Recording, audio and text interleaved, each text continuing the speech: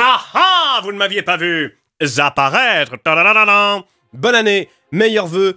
La santé, surtout la santé. Pour démarrer cette nouvelle année, j'avais envie de faire une vidéo qui revient sur Pic-au-Vent ne répond plus, la saga audio hivernale qui fut diffusée sur cette chaîne YouTube du 1er au 24 décembre de l'année 2019. Et oui, je reprécise pour ceux qui vivent dans une grotte, durant le mois de décembre, j'ai sorti 24 vidéos, chacune étant un chapitre d'une histoire. Pic-au-Vent ne répond plus, c'est donc la suite du calendrier d'avant la fin des temps qui fut diffusé dans les mêmes conditions, donc du 1er au 24 décembre, tous les jours à 17 h, mais en 2017. Attention, à partir de maintenant, je vais spoil un petit peu. Tout comme le calendrier d'avant la fin des temps, Pic-au-Vent ne répond plus commence dans le petit village montagnard de Marmottin où nous retrouvons l'inspecteur Bloom et moult policiers. Mais contrairement au calendrier d'avant la fin des temps, dans Pic-au-Vent ne répond plus, une partie de l'intrigue va peu à peu se déplacer vers Pic-au-Vent, un petit village voisin de Marmottin mais situé bien plus haut dans les montagnes. Et c'est là-bas qu'un groupe de policiers composé entre autres du commissaire Tassier, d'Alias, de l'inspecteur Bloom et d'Andrew Bennett va se retrouver bloqué à cause de phénomènes magiques plutôt étranges. Les habitants de Marmottin n'ayant plus de nouvelles du groupe de policiers,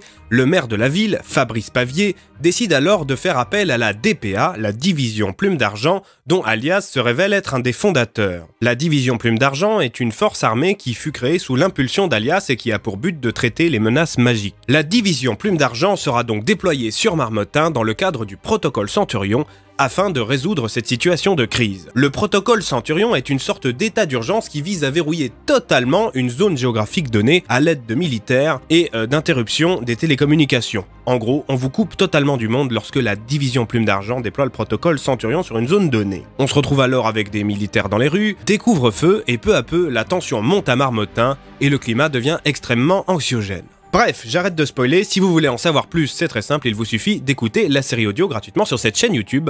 Une fiche s'affiche à l'écran pour vous rediriger vers celle-ci. Pic-au-Vent ne répond plus, c'est donc plus de 200 pages de script écrites par votre fidèle serviteur pendant des jours entiers. Pour pouvoir tenir la cadence de production, j'ai plus ou moins cessé de vivre à partir de fin novembre. Durant ce travail d'écriture, j'ai passé l'intégralité de mes après-midi dans un bar en sirotant moult café en compagnie de mon ordinateur portable, pianotant des heures durant. Petite dédicace à l'équipe du bar-restaurant Le Vieux Fournil à Cruzeil. Pendant des semaines, durant la création de Pic-au-Vent ne répond plus, mes journées ont été rythmées ainsi. Tous les matins, je me levais, après quoi j'allumais mon ordinateur et ma caméra pour ensuite filmer les 1 ou 2 épisodes qui avaient été écrits les jours précédents, après quoi je m'adonnais au montage, puis venait l'heure de mon repas du midi. Une fois rassasié, une petite séance de sport, après quoi je filais au Vieux Fournil pour commencer à écrire les chapitres suivants. Ça a été ça pendant des semaines. 200 pages de script, putain. 200 pages qui donneront naissance à 24 vidéos d'environ un quart d'heure,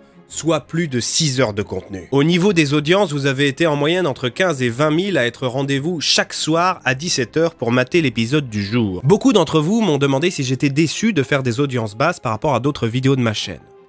Oui et non. Déjà, je m'y attendais, parce que la fiction sur YouTube, ça ne marche pas, ça n'a jamais marché, et ça ne marchera probablement jamais, à moins que ça soit mis en avant de manière volontaire par YouTube. Ce qui ne correspond pas aux habitudes de consommation des gens. Mais quand on y réfléchit, ce qui est très intéressant avec ces audiences-là, c'est la notion de récurrence et de rendez-vous quotidien. Si je n'avais fait qu'une vidéo comme ça, toute seule dans son coin, et qu'elle n'avait fait que 20-30 000 vues, j'aurais été déçu. Mais le fait est que j'en ai fait 24, et que chaque jour, ça veut dire qu'il y avait 20 000 personnes environ qui étaient au rendez-vous. C'est pas la même. Parce que ouais, de prime abord, si tu compares à des imitations, par exemple, c'est sûr que 20 000 vues face à 1 million, voire 2 millions ou plus sur certaines vidéos, c'est pas ouf. Mais ce qui est assez ouf, c'est cette notion de rendez-vous quotidien en fait. Si je n'avais fait qu'une seule vidéo toute seule dans son coin et qu'elle avait fait 20 ou 30 000 vues, effectivement j'aurais été déçu, surtout par rapport à des audiences que je peux faire sur d'autres formats. Mais le fait est que là, il s'agissait d'un rendez-vous quotidien. Chaque soir de décembre, à 17 h, vous étiez entre 15 et 20 000 personnes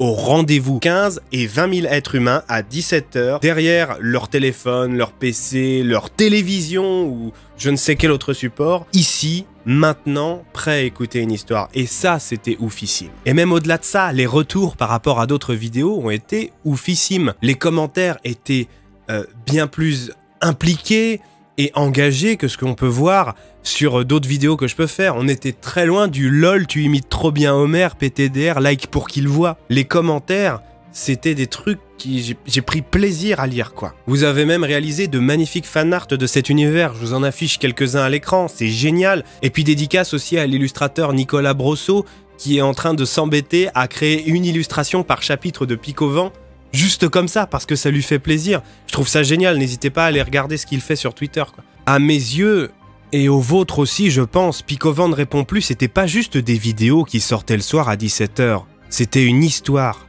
une vraie histoire, avec des personnages attachants qui vivent des choses incroyables. Et c'est ça, la force de Picovant et d'une manière générale des Super Flame Stories. Ce sont des histoires, des parenthèses d'évasion dans un quotidien parfois trop banal.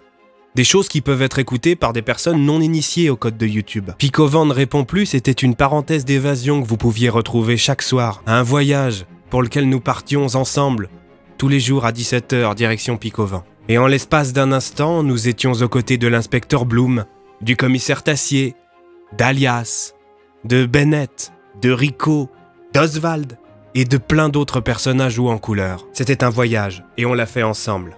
Et je ne rêve que d'une chose, c'est de pouvoir vous en proposer d'autres. Mais voilà, comme vous le savez, c'est un contenu qui ne fait pas de vues et qui demande énormément de temps. C'est pour ça qu'il est très dur de faire de la fiction sur YouTube. C'est pas rentable. L'investissement par rapport au retour en termes de vues ou même financier, il est incroyable, il est ingérable. C'est 1000 fois plus simple de se filmer et d'improviser des conneries que de s'embêter à écrire un truc cohérent avec un support narratif, quoi. C'est pour ça que c'est très dur de faire de la fiction sur YouTube. Parce que c'est pas rentable, aussi bien en termes d'audience que de retombées économiques. Quand tu produis de la fiction sur YouTube, c'est toujours à perte.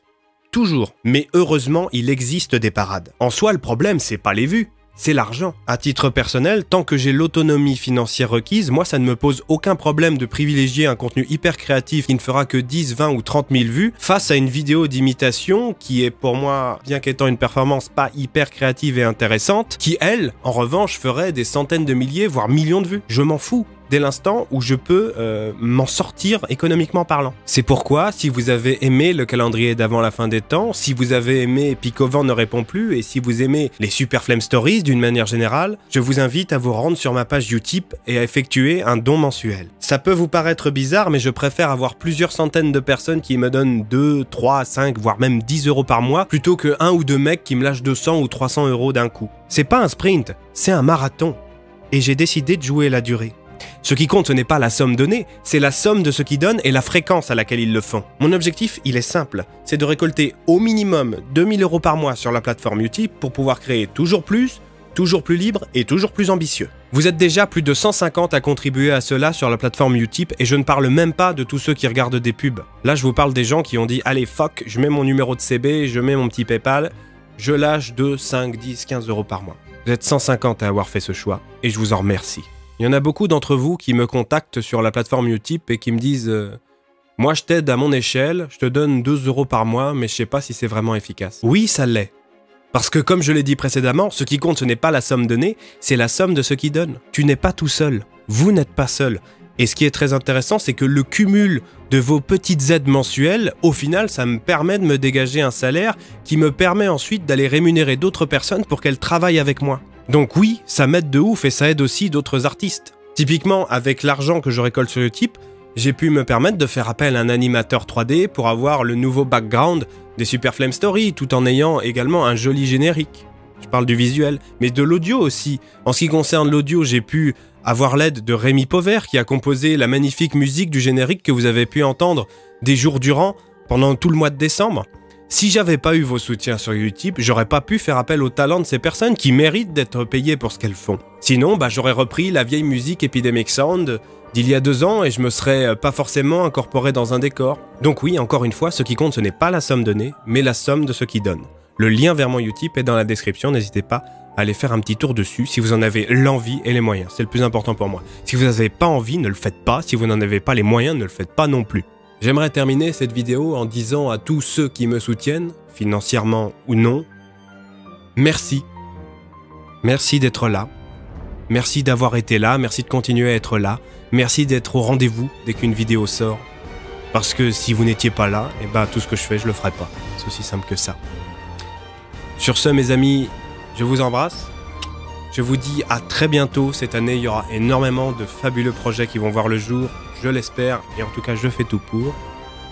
Je vous dis à bientôt pour une prochaine vidéo. À bientôt, les copains.